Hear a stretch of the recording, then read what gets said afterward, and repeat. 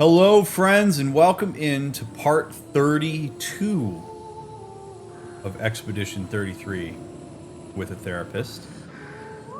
Great to have you on board as always. Please leave a thumbs up and a comment, all this fun stuff. You know the drill. You've heard me say it 32 times now. If you have watched all 32 episodes of this and you are not subscribed to my channel, please subscribe to my channel. There's so many people that watch my videos that aren't subscribed. Please subscribe. I beg of you. Or else I'll stop after this episode. No, I'm kidding. I won't do that. But please subscribe. Alright.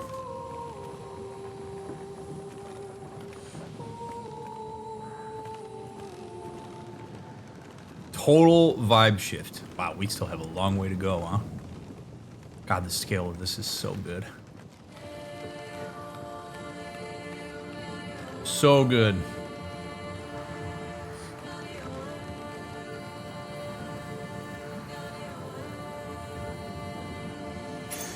Well, that will help.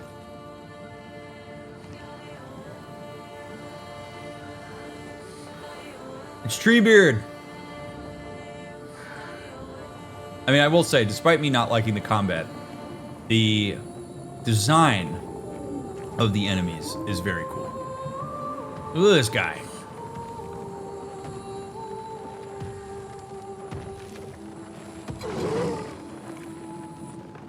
Carrying his purse, or is that a big club?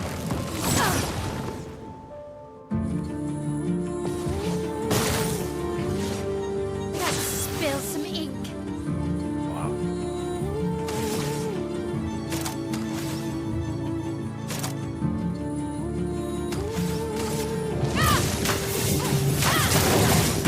A storm is coming. 20.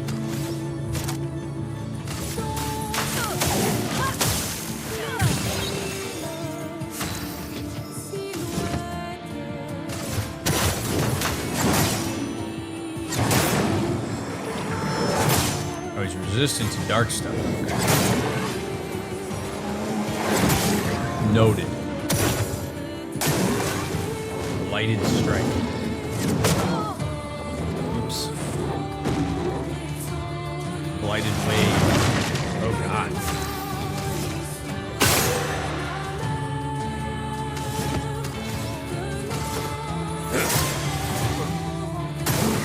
Please survive. Too early. Yep. Yep. Alright.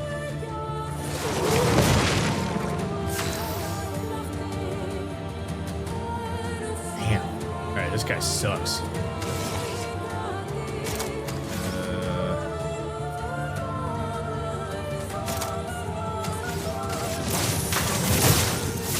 Sweet taste of battle.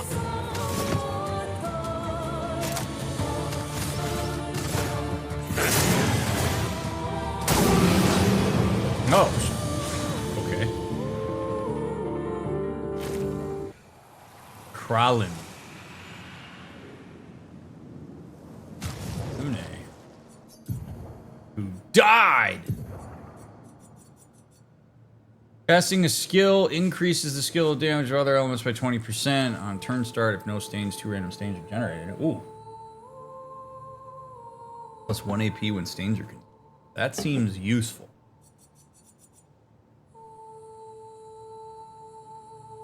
Yeah, I think we're gonna rock with that. It's also a very cool weapon. But she's not doing very well right now. That's okay though.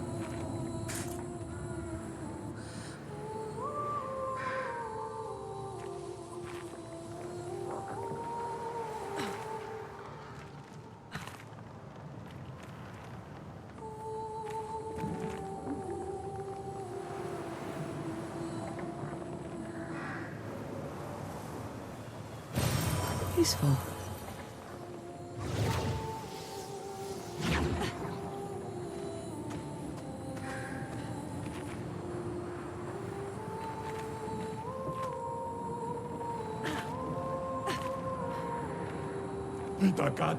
I'm so high up.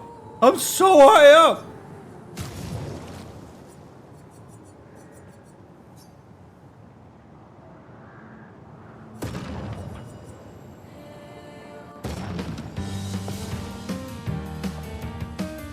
Violence.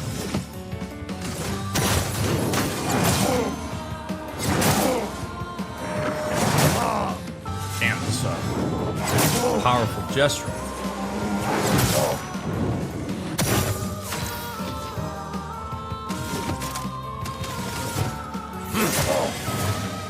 That's more like it. Oh, that's an attack. Okay. Usually they hop up and then they.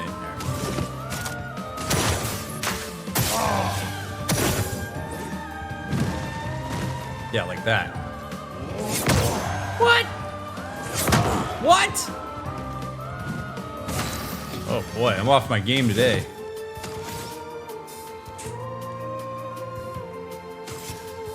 Ugh. Oh, I can't heal myself. What am I doing? God damn it.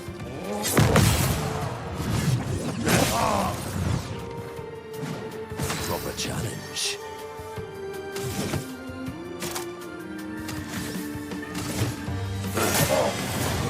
The bitter dregs.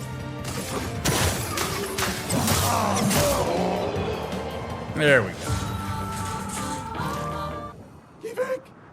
I'm high! High or so.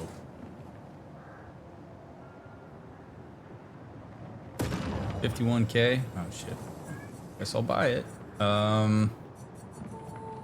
Anti-blight. Oh, that seems like it would be useful. Applied defenseless on break. 15% of a gradient charge on hitting a weakness. 15% increased damage for each status effect. Healing an ally applies shell for 1 turn. Cat is freaking out right now. Alright. Blight seems useful. Let's be immune to that. Bye-bye!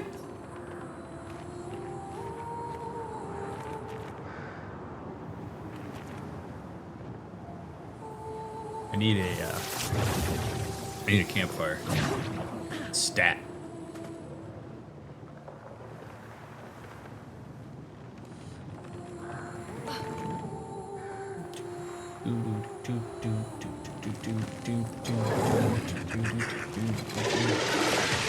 Oh god. Oh no. Oh no. This is bad.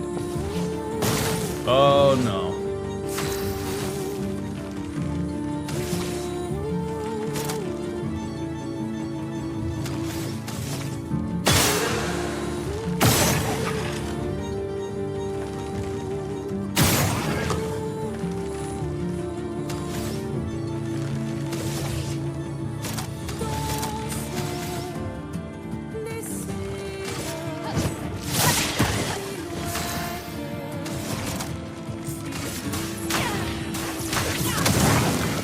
Hey, okay.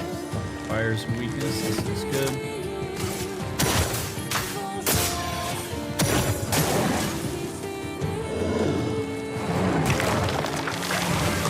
What? Whoa. Okay, I apparently have to like dodge that or something. Let's do this.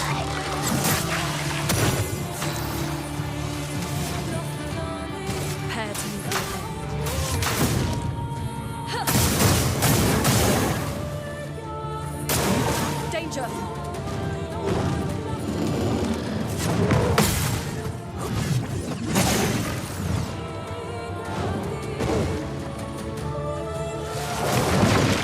What?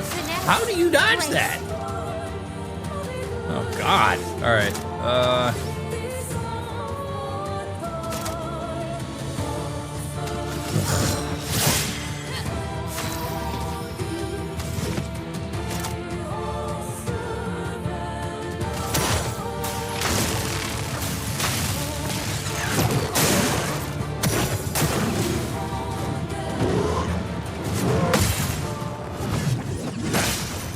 Whoa, 226,000. Sweet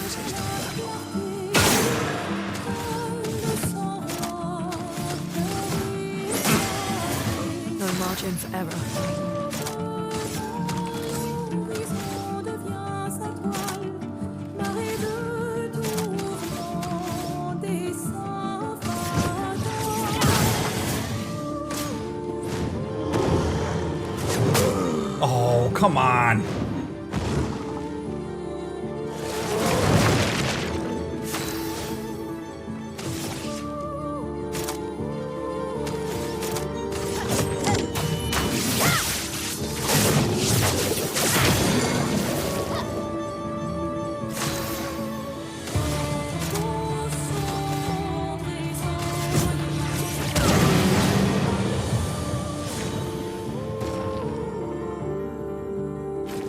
God damn. Ugh. Nasty.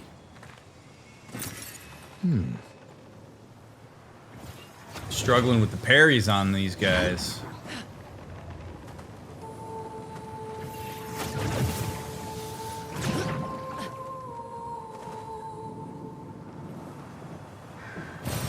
Oh, wow.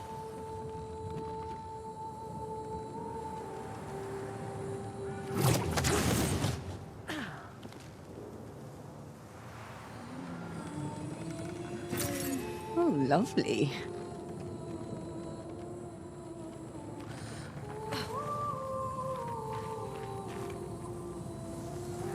Is there anything good over here? We're gonna find out. Please don't hit me. Please don't hit me. Please don't hit me. Please don't hit me.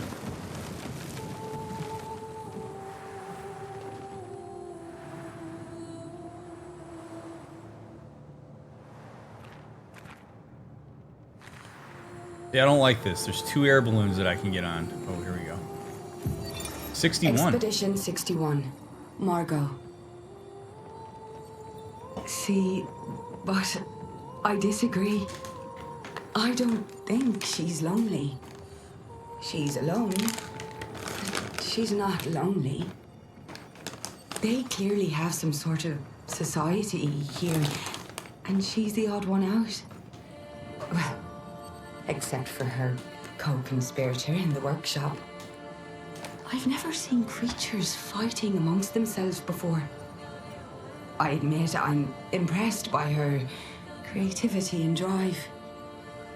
I feel almost like a traitor for saying it. But there's something about her. You can't help but want her to reach the sky.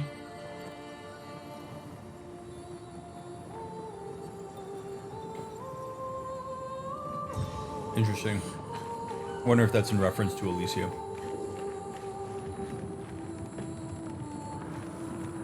Now, here's what I'm annoyed by.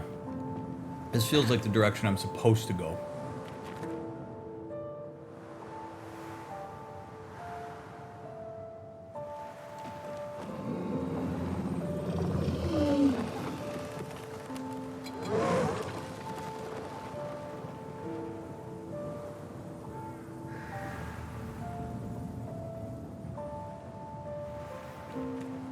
This makes you wonder if the tower is less about flying and more to try to get away.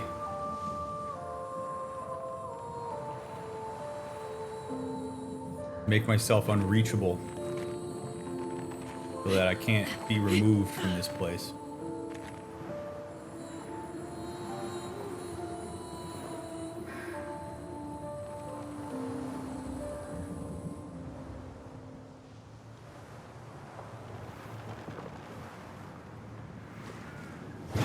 Whether that's true or not, I mean, a point that's worth making is that there are ways that people insulate themselves from certain things that are not immediately obvious.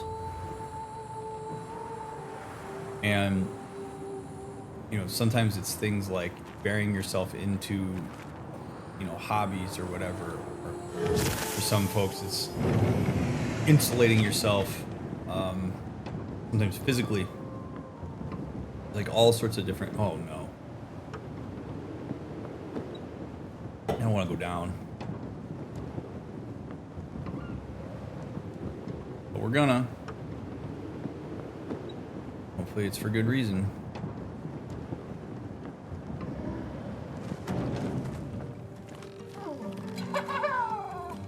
What's up, guys?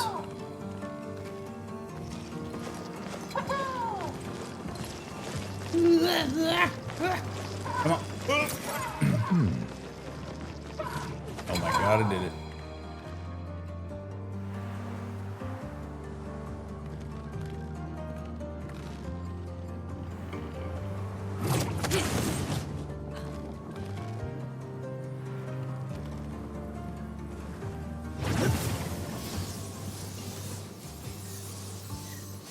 Oh, this is how you get down to this. All right. Good stuff.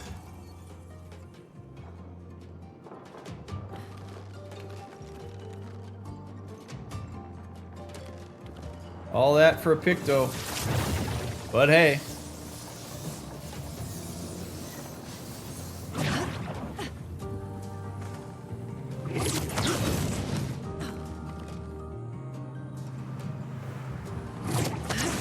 Uh-oh. Oh god. Oh god. I'm leaving.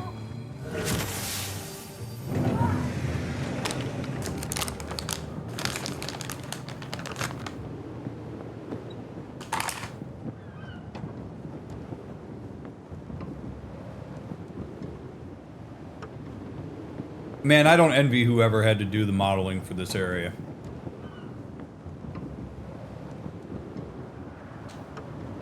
Like building that tower, god damn.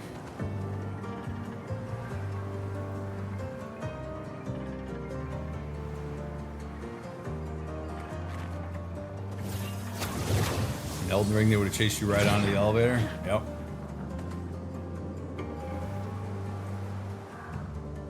Lune got that bob weave going.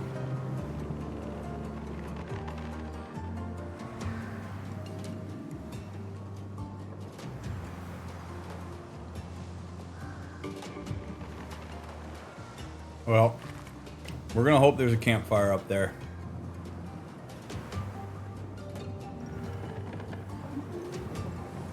This fighting these guys sucks.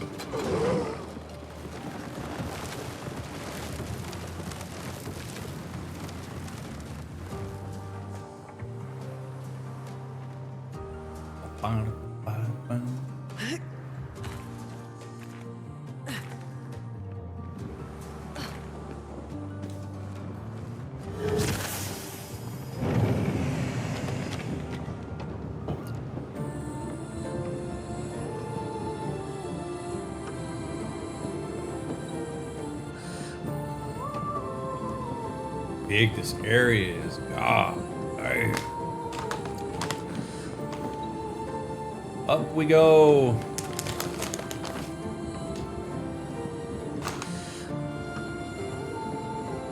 Look at all of this. This is nuts. And you could just skip past this. Unreal.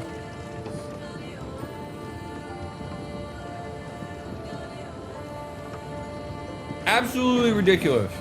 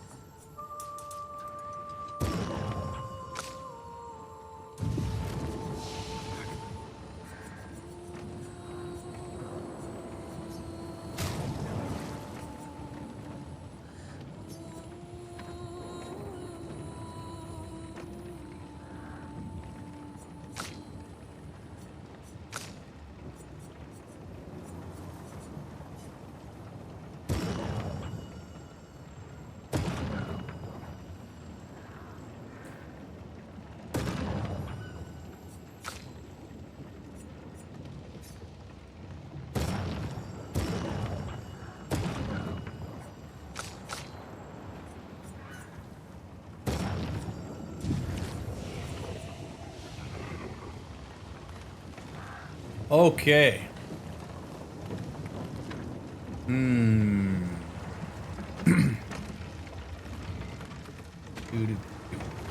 Ba-da-ba-ba. Kind of cool stuff's gonna be up here. It's time to find out. Hopefully more sibling dynamic analysis, because that was fun. I was not expecting that we were gonna get to do that. Perfect. Oh, what's that over there?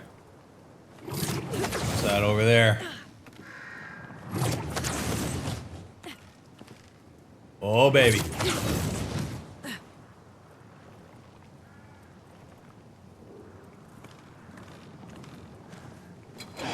This is like a proper Elden Ring fight right here. Here we go. What do we got? Chromatic Brasselier. Spill some ink.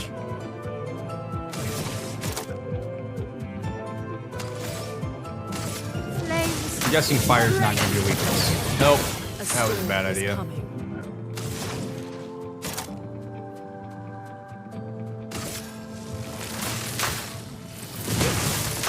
If I just use my brain for like 2 seconds. Sweet taste of battle. Brace yourselves. Oh. God damn it.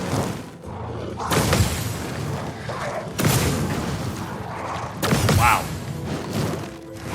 That's relentless. It takes forever.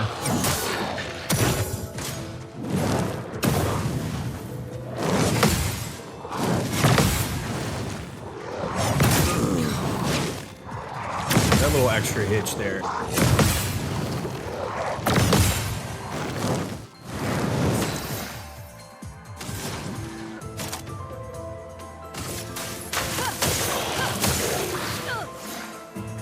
Isis switches stance.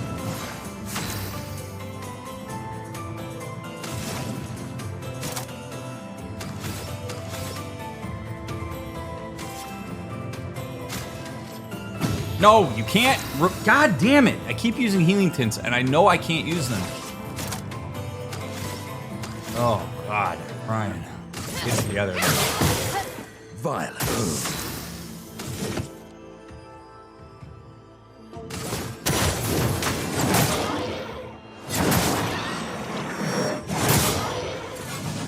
$116K. God damn.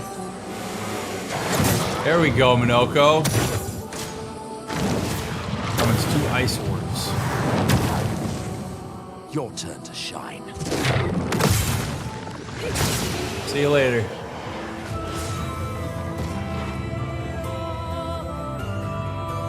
Brazilim.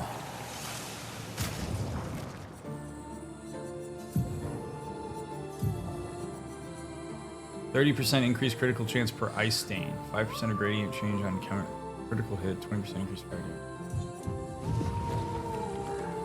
All right. The guy was cool, just chilling there like that.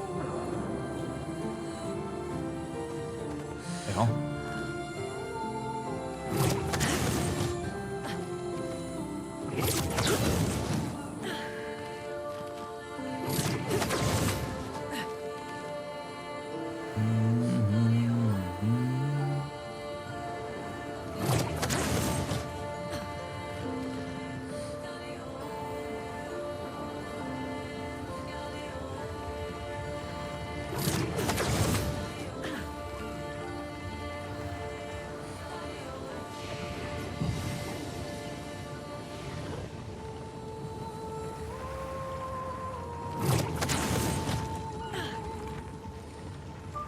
Okay. Now we make our way back up the mountains. Into rain. Big giant hole in the wall there. Oh, they put another flag up here just so for me. And didn't need to go all the way back. Oh, you're not even on top of the tower. What's up, Alicia? Oh god, this is gonna be trippy.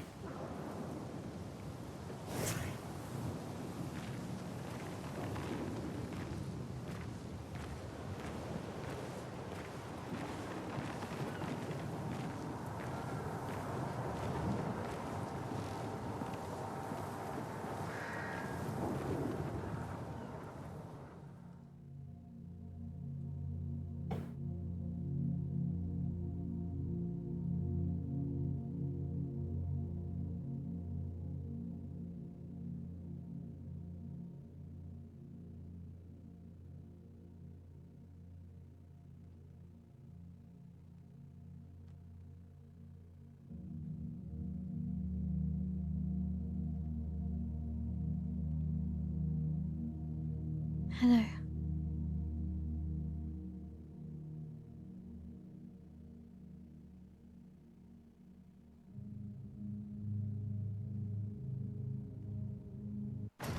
Okay, I know you probably don't want me to pause here, but I'm gonna, because this is spinning in my head here. Anticipatory anxiety for this type of thing can kind of wreak havoc for people. That's not really the part that I want to talk about. In having a conversation with somebody, particularly a conversation that you anticipate being difficult, I say this all the time, but this is a moment where it really is, I think, worth reiterating, which is you have to recognize what you can control. We have no way of knowing how this is going to go.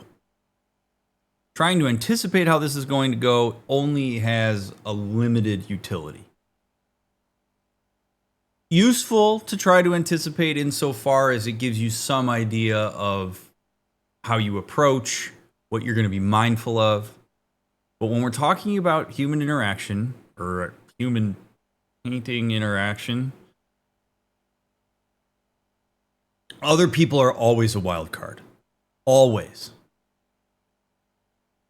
So we have no way of knowing how this Alicia is going to respond to our presence. And the anxiety of this moment can sometimes sweep people into this space where they overly try to control the environment and the other person and the things they can't control instead of what they can control. And so if you're Alicia Mael here,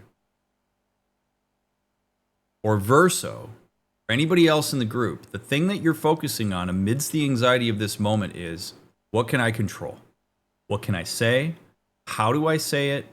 I'm going to listen and read the feedback on how she responds to me. I'm going to go from there. I'm going to allow this to be a fluid situation so that I'm as present in it as possible instead of getting sucked into my worries about what it is that I'm going to project onto this space.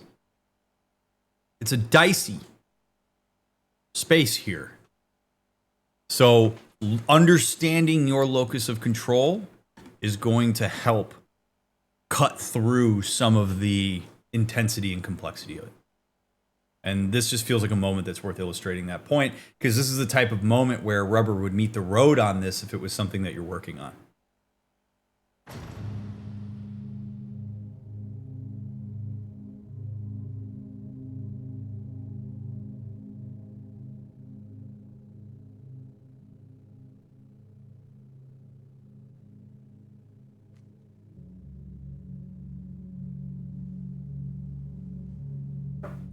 Alicia. Your letter.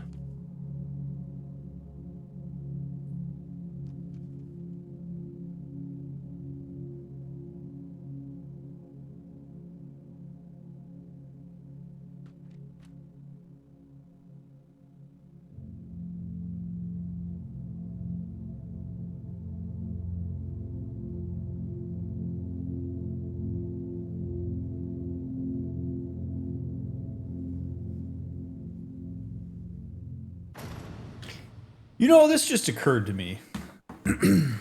Speaking of sibling dynamics.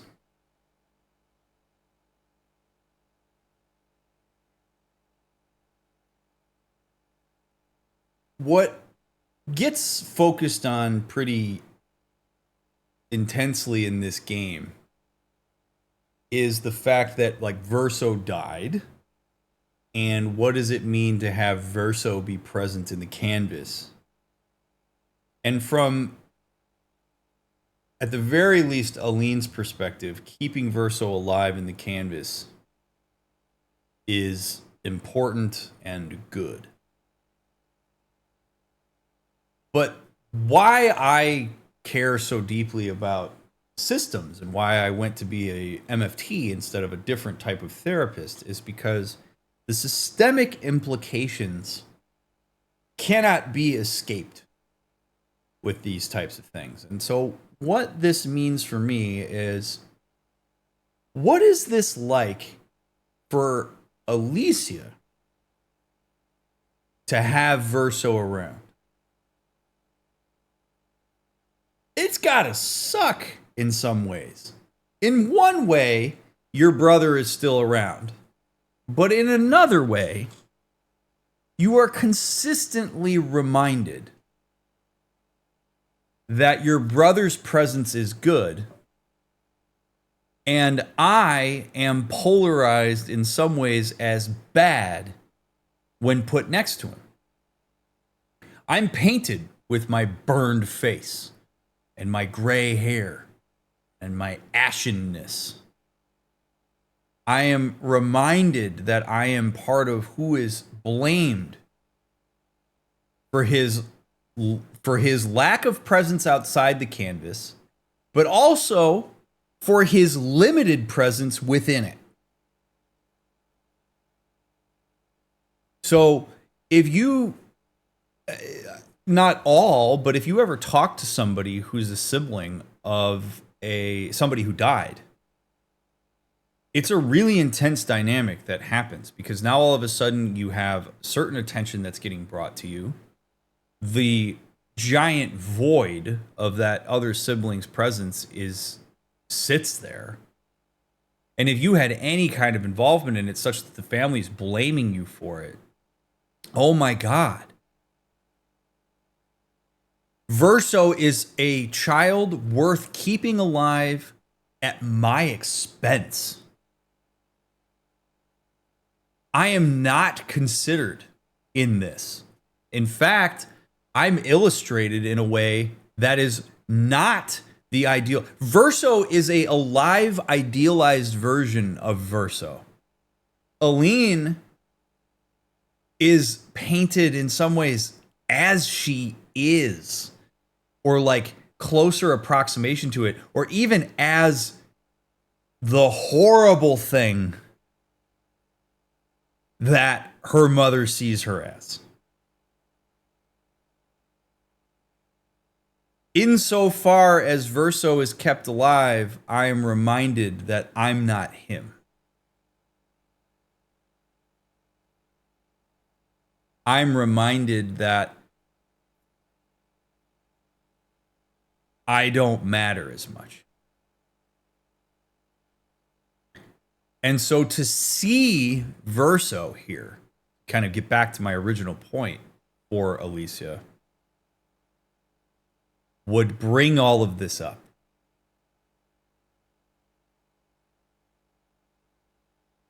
It would be very hard to interact with him, knowing that he's only in this painting and knowing that he's the reason that you have such a complicated existence.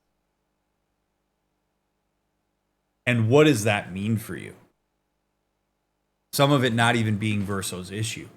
This is where, like, we have a tendency to view very specific aspects of certain dynamics and not take into account the systemic implications of all of it.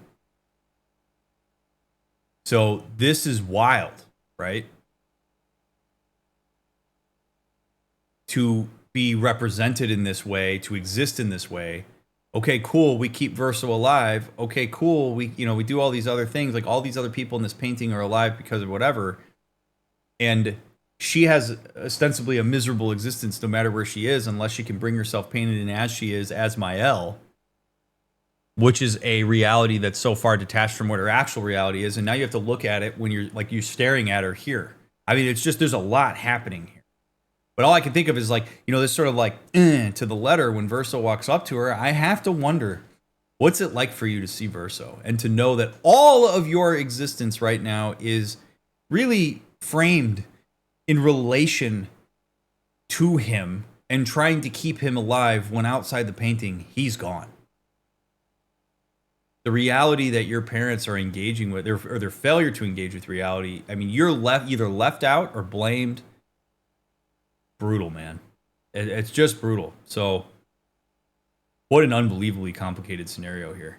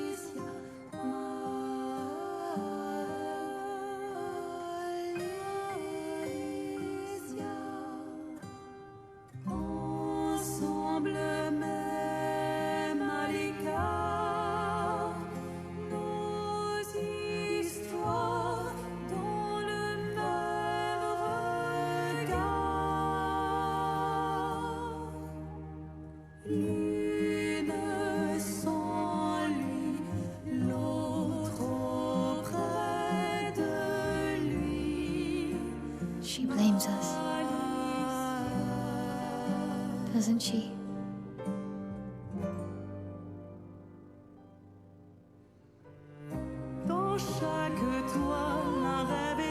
You didn't deserve that.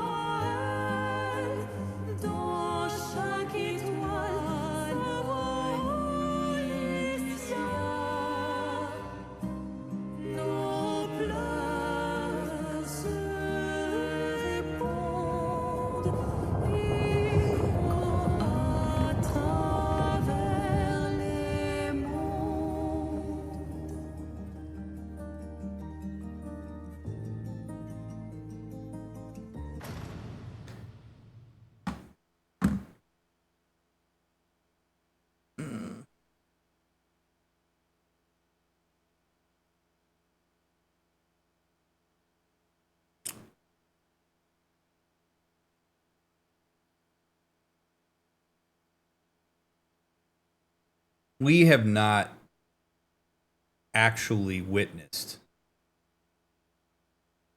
specifically what happened. So I recognize that what I'm going to say here is maybe a bit disjointed because we haven't actually seen the actual thing that happened when Verso died. But blame plays a brutal role in an impossible situation that is rife with grief.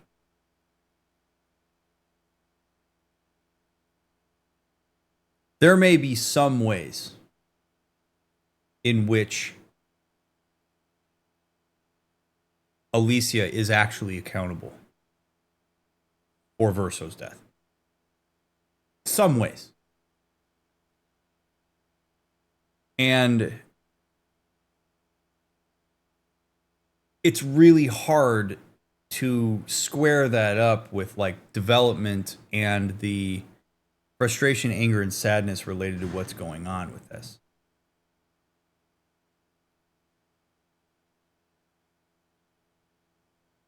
Yeah, if you have a, you have a 4-year-old kid who goes out in your garage and there's a container of gasoline and they pour the gasoline on the garage floor and they see a match and they're like, oh, I heard that this lights up on fire, and they throw the match on there because they don't have a developmental understanding of that, and it lights the garage on fire. They run out the garage and your other child is trapped inside and dies. Is it technically your child's fault that your other child died? Yeah, because they lit the match and dumped the gasoline, but a 4-year-old did that, a 4-year-old without an understanding of that. And the question would be, why was a gas can and matches so readily available to your 4-year-old child when they went out into the garage? So this is where adults, in a lot of ways, have to be taken in. This is why adults are given accountability for the actions of minor children, because you can't expect a minor child's brain to have the level of understanding and development necessary to anticipate all the things that as an adult you learn to anticipate because you see how shitty the world can be. But right next to what's the most horrible thing that a parent can experience, the death of one of their children, is the next worst thing, which is blaming yourself for it.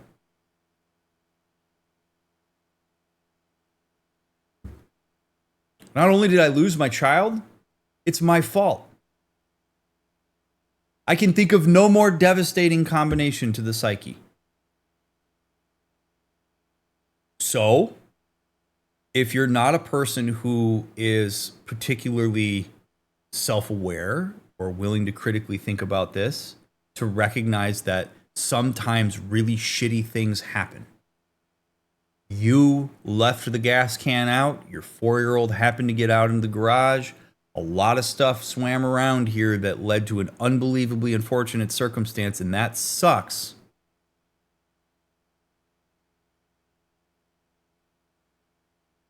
You have to deal with, like,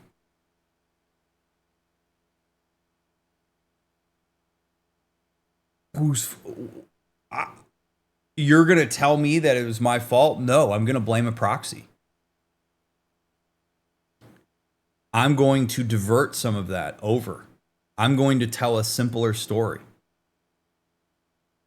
Because my daughter was there when this happened and did the thing that caused it to happen, rather than me take accountability as a parent for something that I didn't mean to do. I didn't leave a gas canister in my garage because I wanted my son to die when my other son went out into the garage.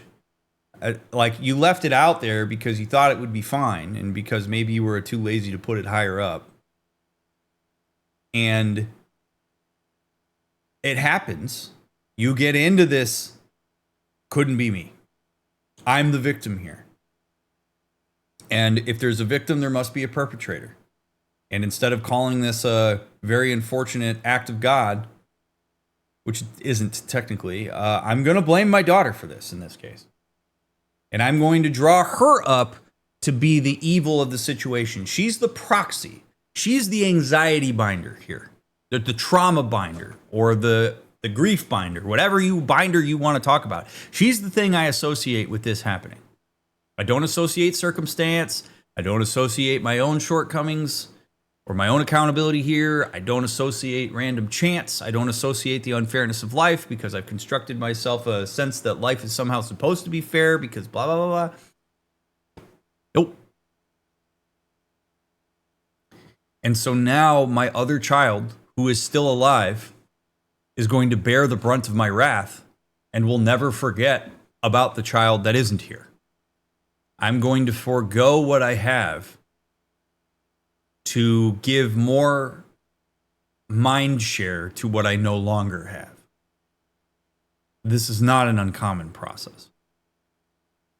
But that shift of blame and the burden that comes along with that, yeah, you lose 2 children instead of 1. Either Alicia is going to just be so miserable that she ends up killing herself someday because nobody that she cares about ever gave a damn about her, and then you lose your child that way. Or she grows up to realize that the way that Aline processed this and blamed her for it is entirely unfair and will thus set boundaries with her, probably in the form of cutoff. And won't ever connect with her. And yeah, now as a parent, I mean, that's the thing. It's so hard because you have people that sit on either end of the bell curve on this. You have plenty of people who handle this in a healthy way. You have plenty of people who handle the grief of losing a child and realizing that their relationship with the other child has changed and that they got to work through that and that they're the parents, so they have to show up in a particular way. But you have people on the other end of the bell curve that will over-invest in the child that's still alive, and then the presence of the dead child is still there because the other child is only getting the attention they're getting in spades because of the lack of the other child being around. And there's almost like a helicoptering to it. I'm so angry. We lost that child. We can't lose you. Now we're going to tighten the screws on you in a way. We're going to just shower you in adoration and we're going to blur every boundary we possibly have because we're going to make sure this doesn't happen again because we need you to be alive. Also not particularly healthy. And so all of this is to say that if you are an adult that goes through something as horrible as this, which I hope you never do, you gotta be better. You've got to learn the healthy ways to navigate this. You've got to find a therapist worth their salt that can walk you through this and help you navigate this in a healthy way that's not going to destroy you, your relationship, and your relationship to your children. It is in some ways the responsibility of all of us to figure out what it's going to mean to navigate our grief in a healthy way. Otherwise, you can cause infinitely more ripple of destruction. And it gets us away from just the core thing, which is we loved Verso. He's a great kid. And we lost him, and that sucks. But we're not going to destroy everything because we lost our son.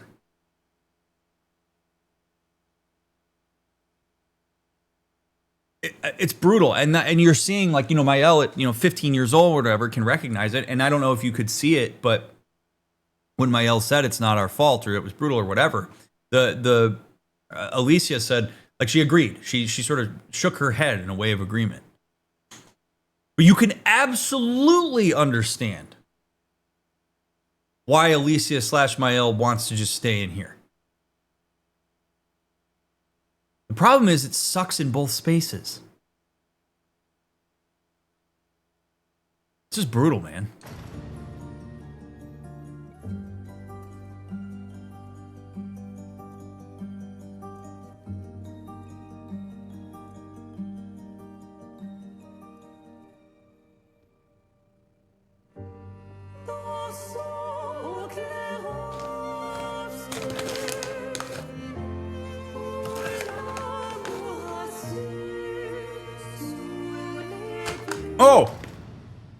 Oh! And the other thing, after I pick up this pistachio so my cats don't eat it.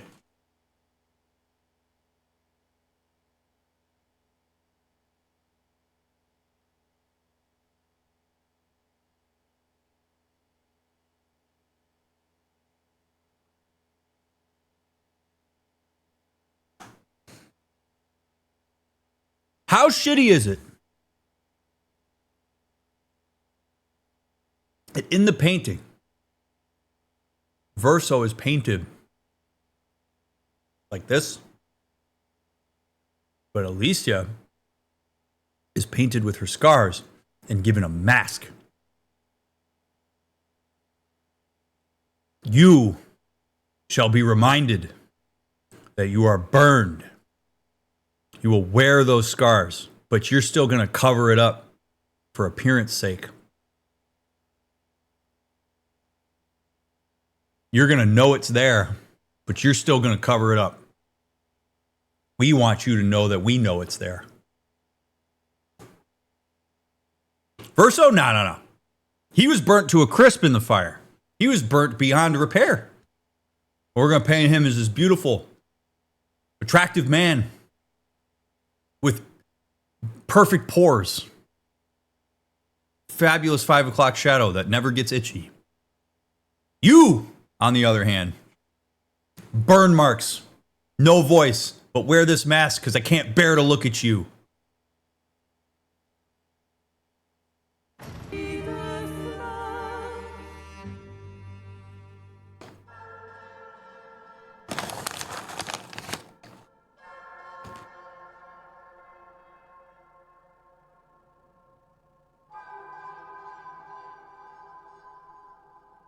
This is mini paintress.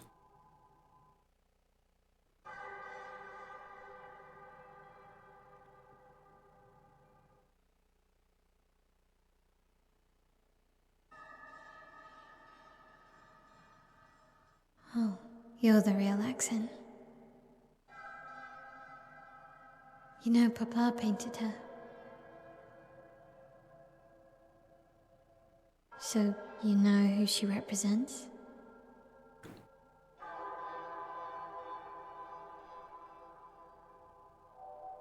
You like being here with her.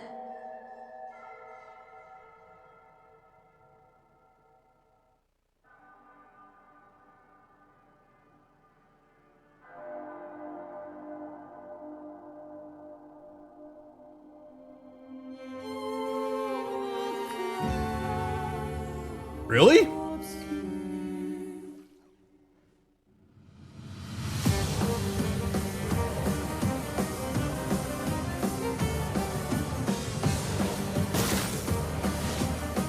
Oh, I wish we were fighting in black and white. Oh well. We have to fight Alicia?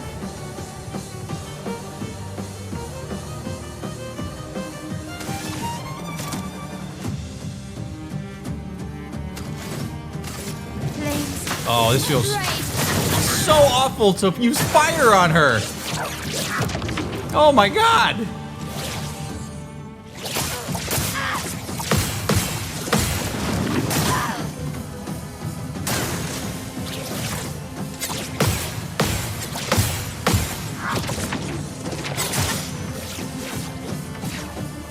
Let's spill some ink. God.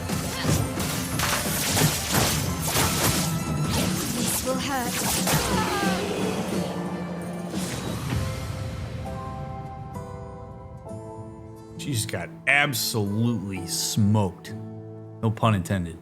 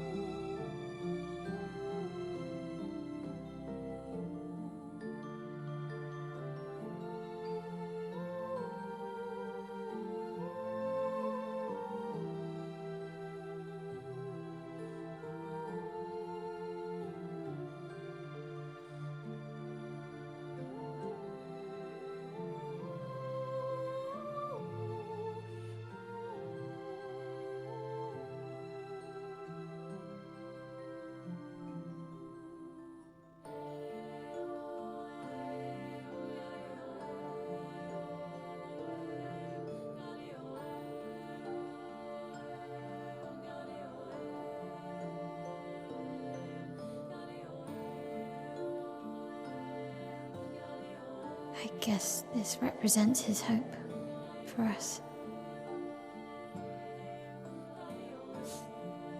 For me, then.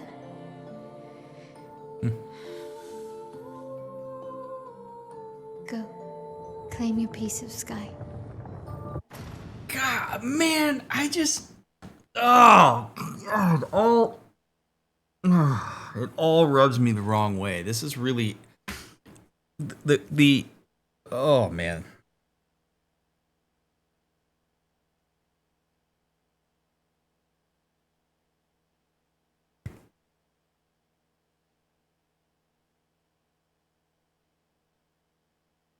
Here's the complication. And I say this in some ways to address, there was a comment recently about this, about like, you know, why do I get frustrated sometimes with some of these moments instead of just being unconditionally empathic to everyone? I mean, I can be unconditionally empathic to everybody, but that doesn't actually do anything. It's not actually useful. I can empathize with grief till the end of time. But there is a level of accountability that's also necessary in the way that people respond to their grief. What bothers me so much about this is that Renoir is, I guess in this case, Renoir is like, I have hope for you. I hope that someday you'll fly. I hope someday you'll live a prosperous life, despite the fact that your brother's dead and your mother hates you and blames you for it. I hope one day you'll find peace, that you'll use your beautiful skills to make your way up to the top and you'll just be a rock star. Fucking bullshit, man. Thoughts and prayers instead of, you know what? I'm going to do better by you as your father. I recognize that this shit sucks. Your mom blames you for this. And that your mom is taking it out on you. And I'm going to talk to her about this. I'm going to be like, hey, we have to be better for our daughter, who just so happens to be alive. You want to be mad at her? Be mad at her to me. But don't take it out on her. And I'm going to hold your ass accountable for that. And if you continue to be a neglectful mother to our daughter, who needs her parents right now, because I'm sure she, in some ways, is very upset with herself for the fact that her brother was involved and died because of something that she was involved with, then I'm going to divorce your ass. And I'm going to go for all the custody on this. Because you are unfit to be her mother right now if you don't nut up and figure this shit out in a way that's healthier for us and our family.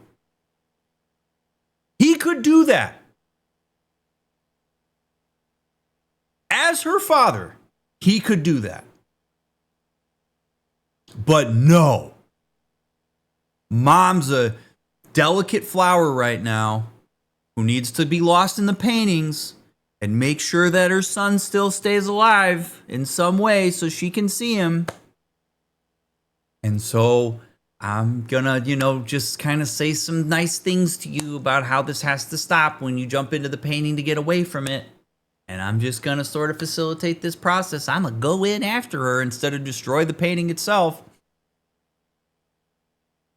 I'm just gonna hit you with platitudes. I'm gonna give you infinite wood and nevrons to build a giant tower as a metaphor for what you're capable of. It's gross.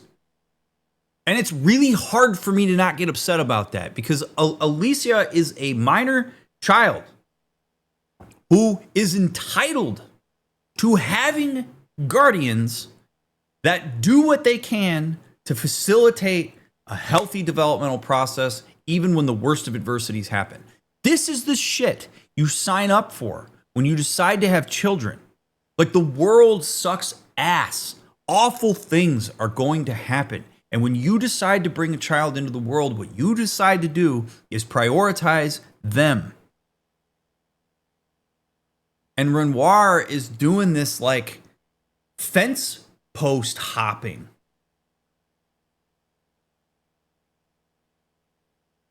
And take the painting bullshit out of this for a second. Like, take this away from the game. Because remember, the entire point of what I do here is to try to illustrate things for real life. It is your responsibility as Alicia's parents to show up for her, to make sense of this as a family, to certainly help each other grieve, but also to recognize that you still have a child involved in this that's alive. And it is your responsibility. I can empathize until the end of time with how utterly painful this is. I realize that nobody writes a book for you that tells you exactly how to handle this stuff. Of course they don't. This is it. No parent has a child and thinks to themselves, when they die someday when they're 5 years old or 15 or whatever, when they die, here's what I'm going to do. That's not what parents think about. We think about that with pets, because there's a sort of a life expectancy that we get ready to anticipate for it. And as a result, we are more humane to ourselves and others because we know that there's an expiration date on our pets. like the lack of willingness to acknowledge that the worst of things can happen means that there's a lack of preparation around this. Doesn't mean you have to stew every night over what happens if your child dies before you do. But you also, in some part of your brain, should understand that it's not a 0% chance that your kids are going to go through something like this, or that as a family you're going to go through something like this. And it's your responsibility as the parent to be involved here.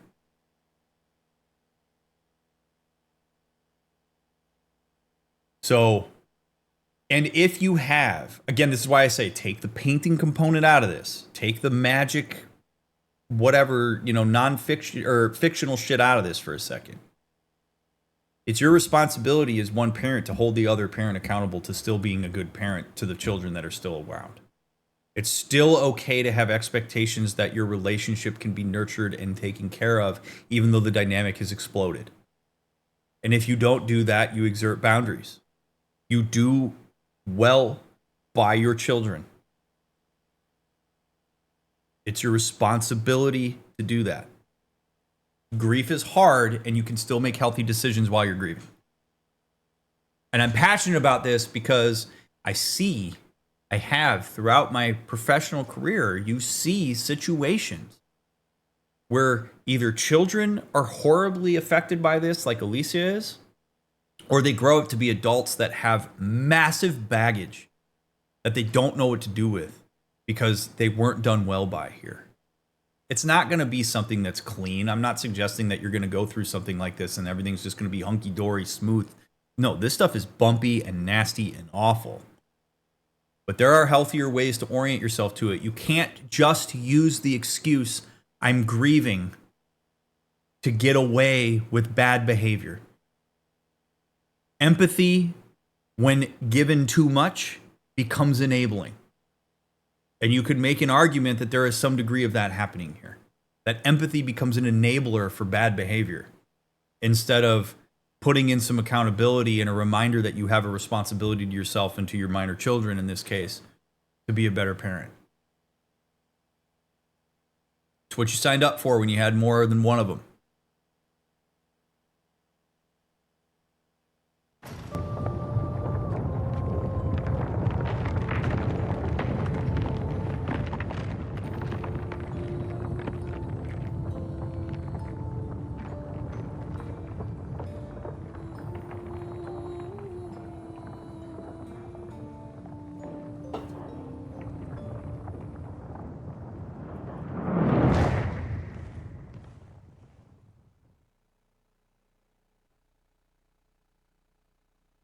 We both deserve to fly.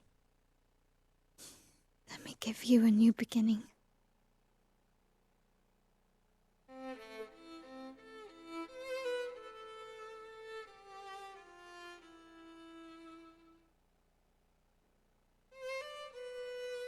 Alicia. No, stay away from this, Verso. Nope. Send me.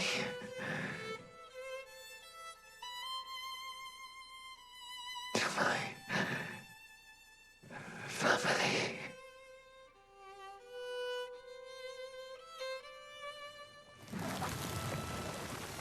Wait.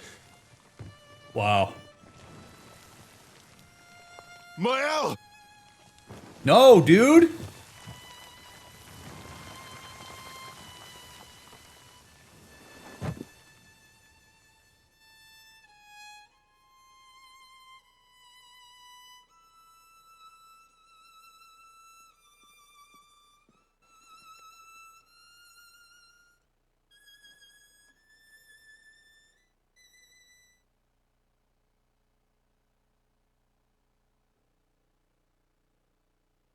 I do get it.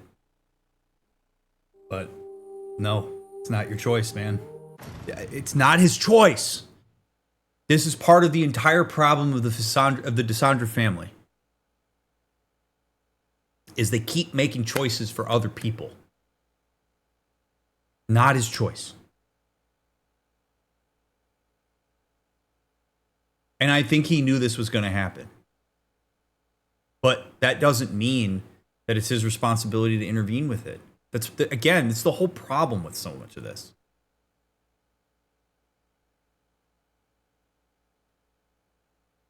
Kill me in a battle, look at this axon, send me back to my family.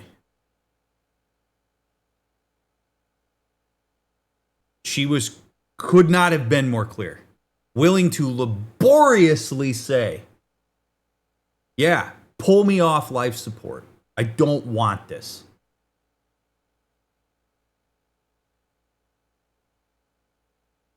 And so I get it.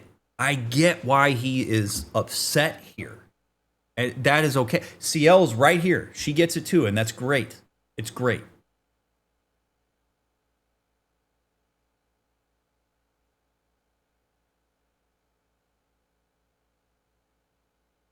It also makes complete sense to me that Elise is like, get me out of here and send me back. I've been here a long ass time. She's not a 12-year-old here. She looks like she's 12. She's been here for a long ass time.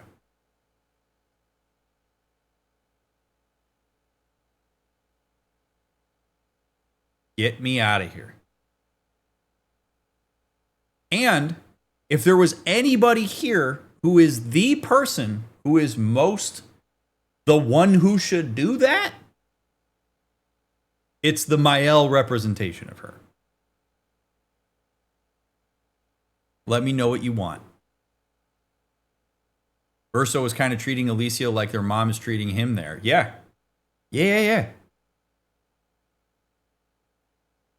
But again, it's all people trying to make decisions on behalf of other people. And they're trying to work with a reality that doesn't exist. They're working with like this really constructed, complex, convoluted, wild ass system here that is really predicated on one reality.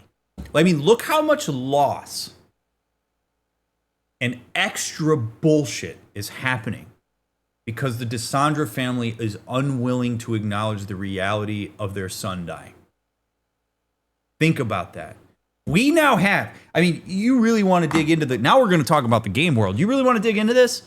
There is an entire society of sentient people who think they're people that have had generations of existence, relationships, experiences, all this stuff, who are getting nuked into oblivion because you won't acknowledge your son died. These people wouldn't even exist. How much more death and destruction and complexity and nonsense and pain has existed now because you just wouldn't accept and acknowledge and work through as a family the one loss you had. It's like, because our world got destroyed, we're going to destroy everybody else's. And which is honestly what you want to do sometimes. Your kid actually dies, you want everybody else's kid to die so that they understand how much pain you're going through. And that's not a pathology. It's just a kind of a normal thought you might have. You want the world to stop. You want the world to burn down because yours burned down. That happens. They're actually doing it. Like, they're ignoring the world they live in, and they're creating these worlds and destroying them and they're causing their son, who they're loosely keeping alive, utter pain, existential just destruction because they won't acknowledge what happened to him in real life. I mean, it's just it's unreal. I mean, and this is why I give the writers of this game just an unbelievable amount of credit, because this is a chance. I would put this game in the pantheon with Silent Hill 2 as games that allow you to talk about things that we never see actually represented in any kind of meaningful way. This is one of them. It is true. This is the manifestation of what goes through your head sometimes when you're dealing with the immense, unimaginable pain of losing a child. This is what bad behavior in response to grief, unhealthy coping looks like.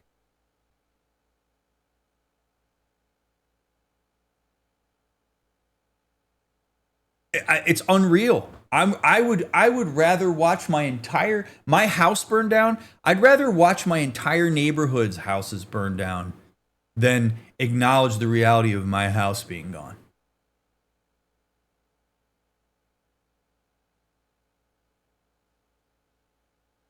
And again, I'm not even trying to suggest that this is the DeSandra's acting maliciously.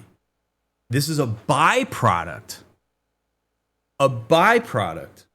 of their unwillingness, or maybe even inability, to reflect and sit in the immense amount of distress tolerance that's necessary in order to actually navigate their situation outside of the painting. And this is why, when I'm talking about the systemic implications of things, this is what I'm talking about. There are byproducts systemically that happen in the margins that you never anticipated out of your refusal to work with reality. In some ways, they are kind of like the DeSandra family kind of is like the Greek pantheon. Like, it's like, fuck these humans. They're just going to deal with it. I'm Zeus. When I get mad, there's destructive storms. When Poseidon decides he wants to be a dick, there's a tsunami that washes over the Greek Isles. Our bullshit is your problem. I mean, that's kind of what's happening here. It's really just, man.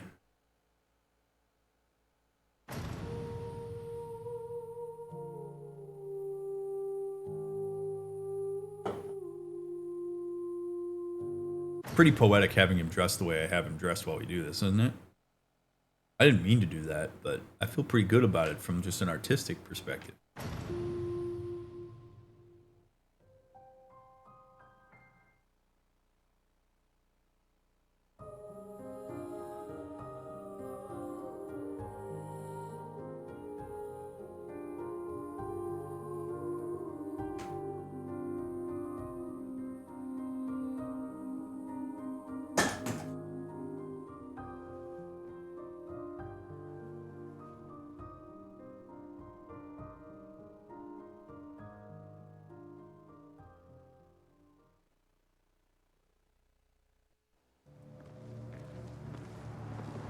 Damn.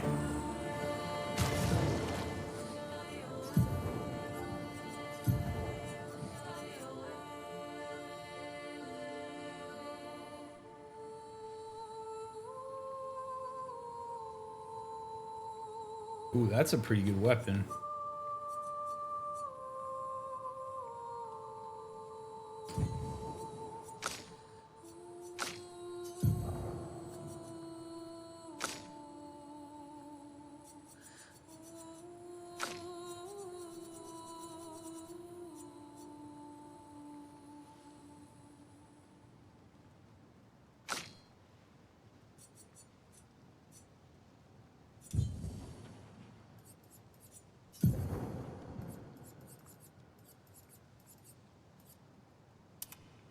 No.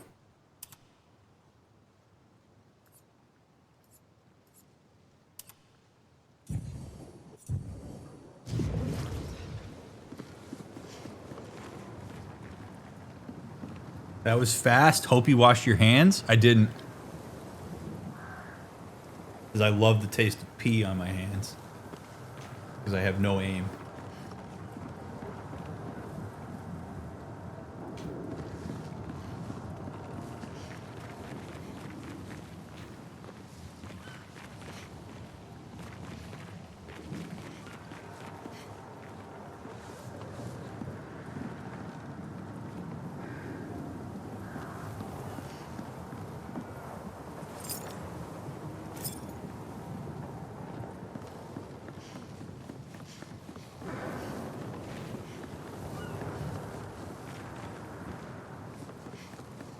Wow. This was a cool area. Really, really good stuff. Did not anticipate that that's what we were going to be doing. At camp, Verso refuses to talk to anyone, and he stands alone by the lake. After a while, Mael decides to go and talk to him.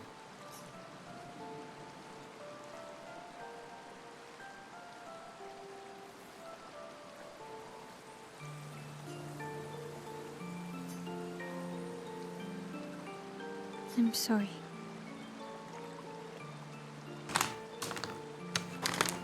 For what?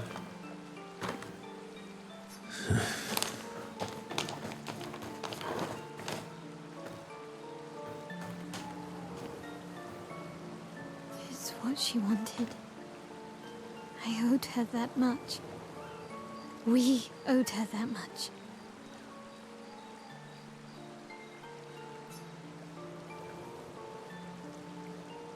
I honored her wishes. That's something neither you nor Renoir ever did. And not Maman either.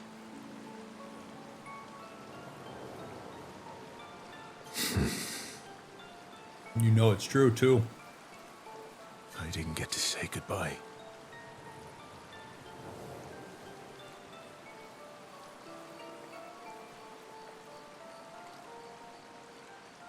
Yeah. In the same way your parents never got to say goodbye to you. And look what they've done as a result of that. I'm not saying this to shame him. That little piece of closure sometimes makes all the difference. Parents never got to say goodbye, so things are left open. Anxiety, relationship, all just gets held because death is a cutoff. And so now we kind of keep them around to engage with them. I never got to say goodbye. Unfortunately, it's rare. It's rare that we get to say goodbye to people who die. In fact, I would argue that proportionally, you are infinitely more likely to never actually get to say goodbye to somebody who you care about before they die than you are getting to say it. And I actually think that like having some expectation around that is a good thing, that you won't get to say goodbye. Which means that what you should do in the meantime is express appreciation for the people who are around when you have the opportunity to appreciate it. Because sometimes what's wrapped up in that whole idea of I didn't get to say goodbye is I never got to say the things I wanted to say to that person before they left. Say them now. Call your mom. Tell her that she's awesome, that you appreciate the hard work she put in while you were a kid. Tell her that before she dies, because she fell in the shower and went unconscious and went into a coma.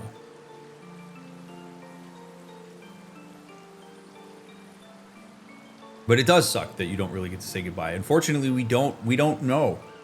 You know who did get to say goodbye? All the people in Lumiere that knew they were going to get Gommaged. It's Gommage Day. Goodbye. They got to say it. Does it make it any better? Not necessarily. But there was a bit of the ability to do that. Know who you are. Know who you were. I know when you're leaving. Gommage Day. Give you a hug. Give you a kiss. You were awesome. I love you. I know you're going to die. Goodbye. You're correct. Even then, some people wouldn't do it. But yeah, you want to talk about a healthy way of sort of orienting yourself to grief. It's funny because the byproduct of this is that a lot of the expeditions have a healthier orientation to loss and grief. Mael. Easier to just so poof, goodbye.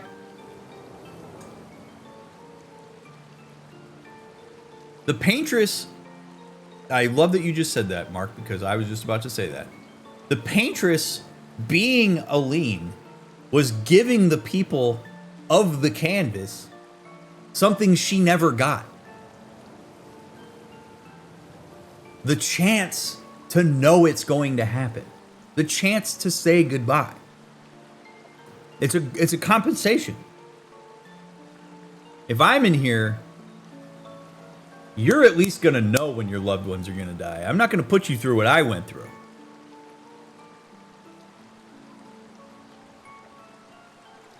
And notice that amidst that, then they're sending expeditions out to basically be like, no, we'd actually rather not know when we're going to die. I'd rather kill you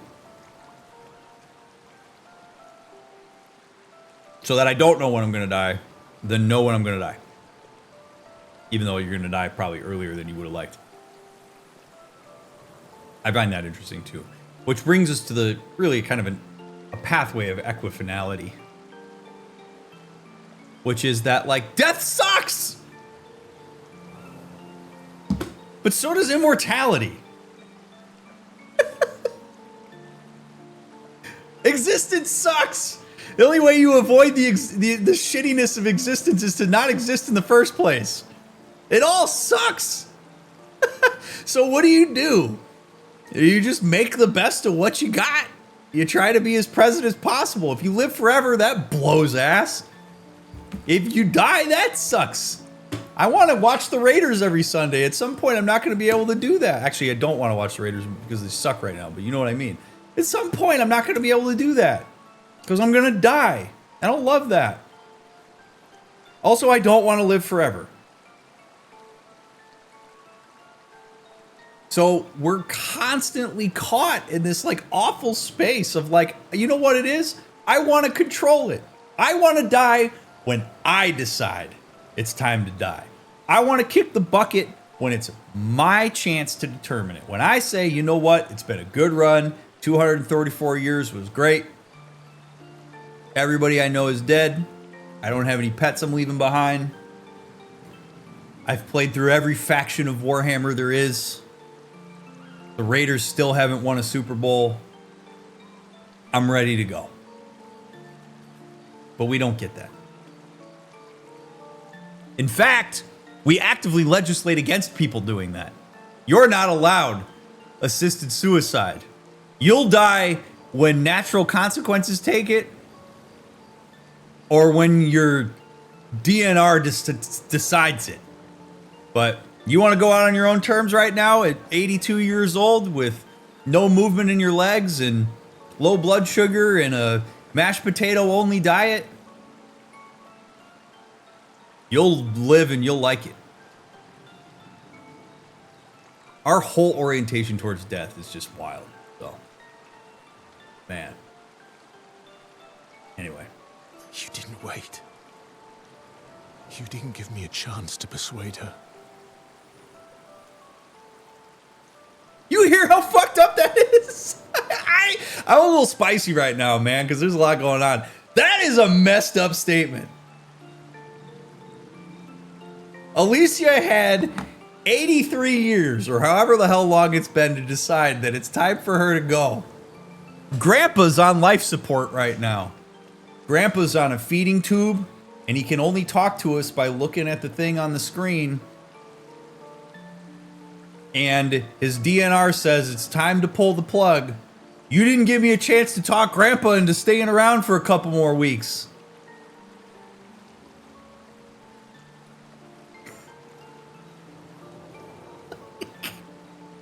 And what this speaks to, and it makes sense that Verso would say this in some ways. And again, this is interesting because this isn't actually Verso. This is a version of Verso that's been painted and had a bunch of experiences. So of course he would say this, because this is essentially like the gambit that his mom's running. Like, you didn't give me a chance to dictate the terms on somebody else's life. So you know what? Fuck you. I'm going to paint you into this painting. And we're going to do it my way. You didn't give me a chance to talk Alicia out of it. As if there's anything you were going to say that was going to change her mind, dude. She made up her mind.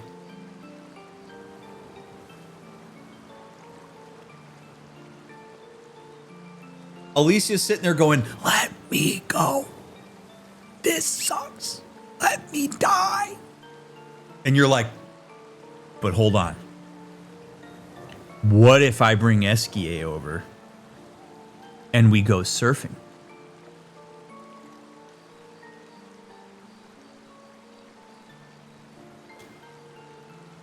She knew what she wanted.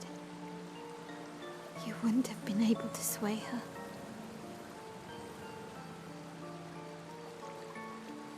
She's not you. You don't know that. I know her better than you do. Dude's in pain, okay? I get it. He's gonna say shit. He's gonna say shit. You're doing what your family's doing, my guy. Alicia wanted to die. You didn't. Probably. Right? She wanted to go.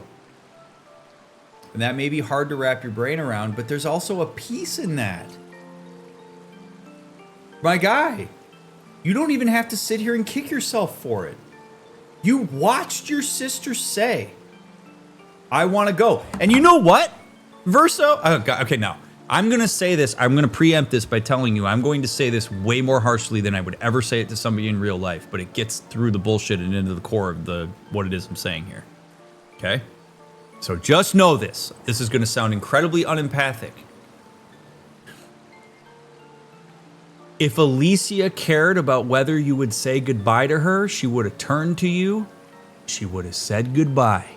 You know what she didn't do? She didn't even look at you. She paused you because she knew what you were going to try to pull, which means that she probably doesn't respect or like the way that you've been orienting yourself to her throughout her life.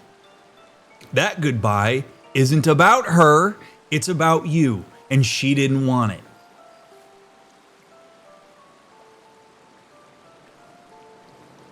Otherwise, she would have turned to you and said, I'll see you later, bud. Thanks for the ride. Nope.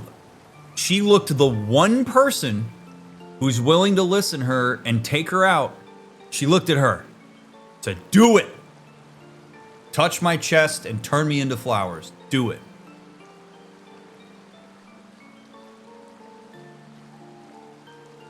So he's got to deal with that. You don't know her better, obviously, because if you knew her better, you probably would have let her go a long time ago. In fact, you didn't even empathize with her through all of this. You kept her around because you wanted her around. You wanted Alicia to die when it was convenient for you, in the same way that your mom wanted you to die when it was convenient for her, which would mean after she died. So you're making another person's existence about you. And if you're not careful, people will couch this as, but it's because I love you so much. Okay? But my life is not the thing that you're responsible for. My existence is not here to make you feel better about things. I have my own life to live, and it's reached its conclusion, and I'm ready to go. I realize you might be bummed about that, but I'm ready to go. But you didn't even give me the chance to try. You just erased her.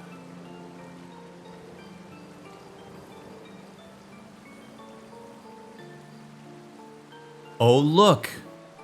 Painted Verso, a projection of his mother, is conceptualizing this the same way that his mom seems to be conceptualizing this.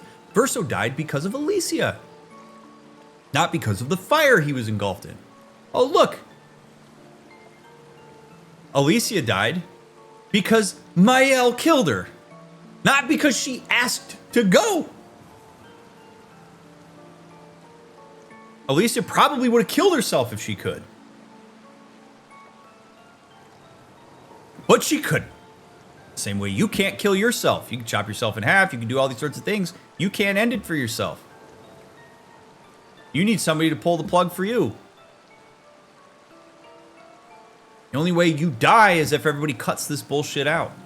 So you're doing the same thing. You're saying, I wanted her to die. I'm going to blame a proxy for this. It couldn't possibly be.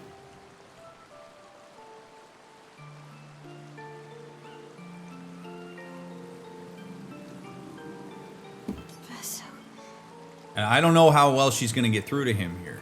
Again, he's in pain. He's trying to process this. This is a lot to take on. Okay? I would be way more empathic here if I was talking to either of them as their therapist.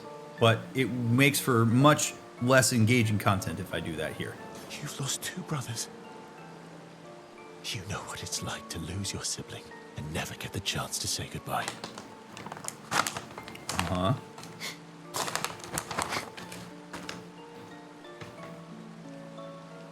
You painters, you just do what you want. You don't care how it affects the rest of us. You're not my sister, she was. Which is true at this point. But I do care. I know you're hurting, but the person who made that decision wasn't me. It was her. correct. Would have been wrong to deny her just so you could try and talk her out of her decision. Correct.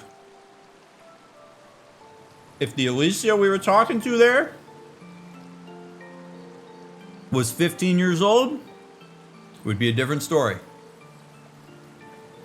Because she has a teenage brain, not really capable of creating a fully formed conclusion. She was a child. Yeah, maybe the adults intervene here. She is an adult. She's been around for a long ass time. Long ass time. Perfectly capable of consenting to her own death. We've talked about this in other playthroughs. Soma comes to mind. There's a moment in Soma where we had this conversation. She's the last of my family. I have no one left now. You have me. You have us.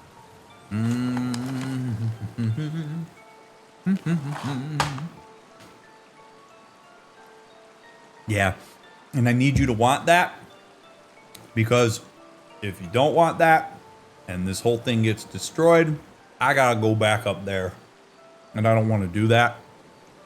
So can you please see me in the way that I need you to see me, so that we keep this whole thing down here going, so that I'm pretty and have a voice and have people that care about me and a history that I remember where my parents liked me. Just saying, need you in on this, my guy. You know, she's got some motive here. Maya, I wasn't ready. Don't understand. You were ready when you set Papa free. You expected that he would erase the canvas and everyone in it. Isn't that the same thing?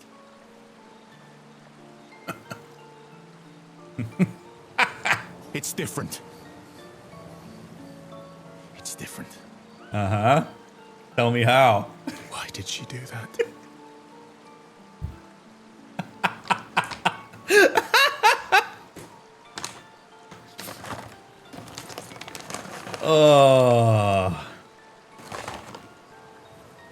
This is great. I am enjoying myself right now. I'm so glad I have pistachios to eat while I watch this. God damn. You know what? But you're right. I should have thought of you. I should have given you a chance to say goodbye. Oh, man. Oh, man. Oh, man.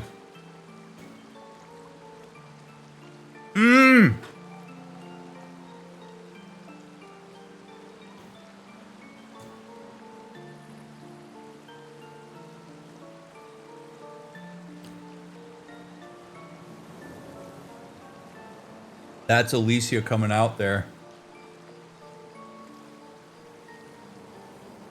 That's 15-year-old Alicia right there.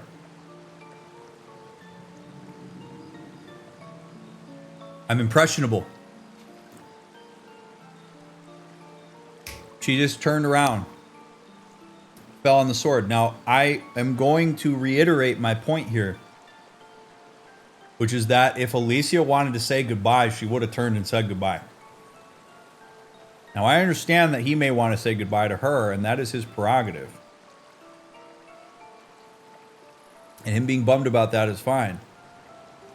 But Mael saying, I should have thought of you and I should have given you a chance to say goodbye, is...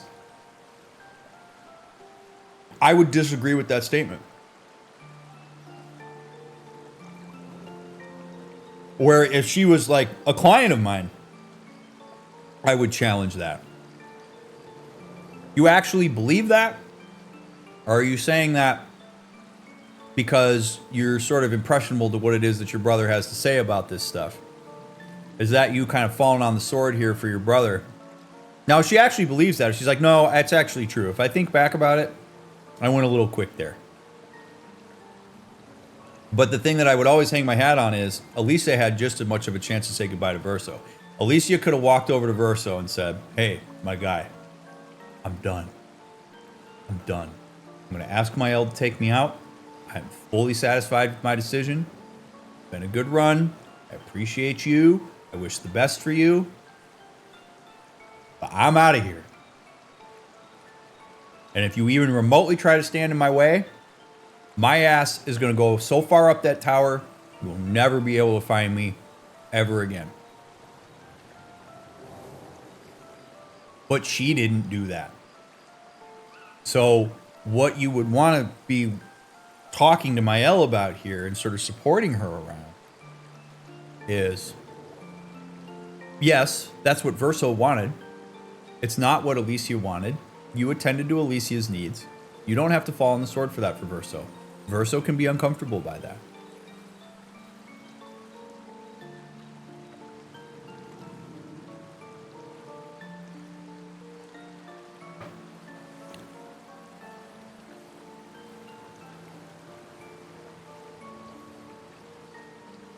And I would also want to know if what she's got at stake here is also playing a role in what she's doing. Was her lack of hesitation around that because she genuinely wants to be the only Mael here so that Verso connects with her, so that Verso wants to keep the canvas around so that she can continue to live out her fantasy in the painting? That is a part of it.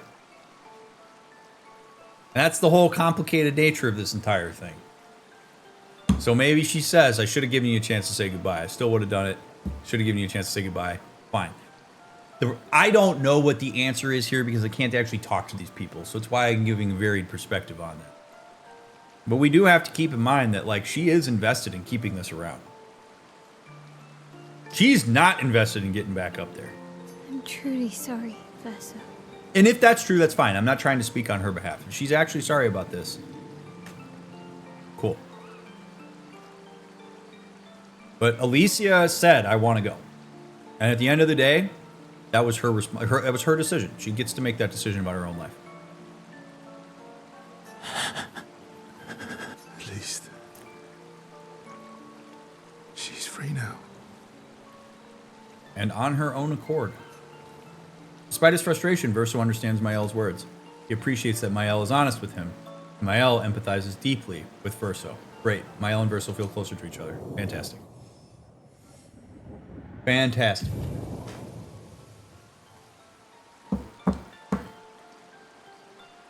They sit in silence a little longer. This time, Mael comforts Verso. They head back to the others.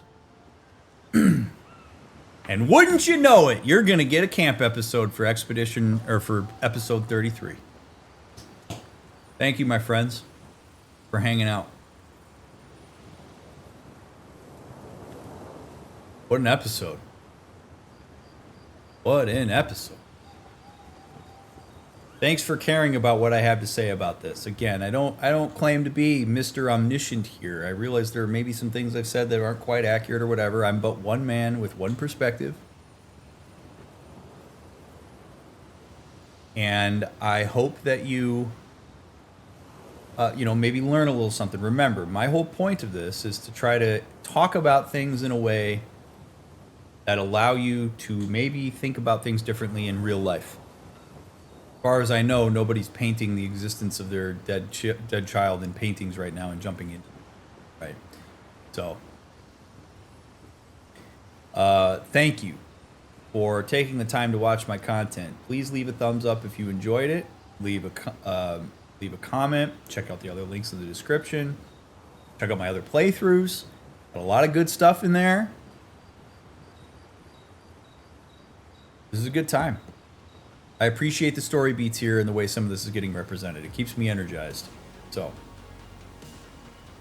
if you are binging, I will see you right here in the next episode. If you're waiting for the next one to come out, we will get it out as soon as we can. Thank you for your engagement. Subscribe to the channel. I appreciate you. You matter. And I'll see you in the next one.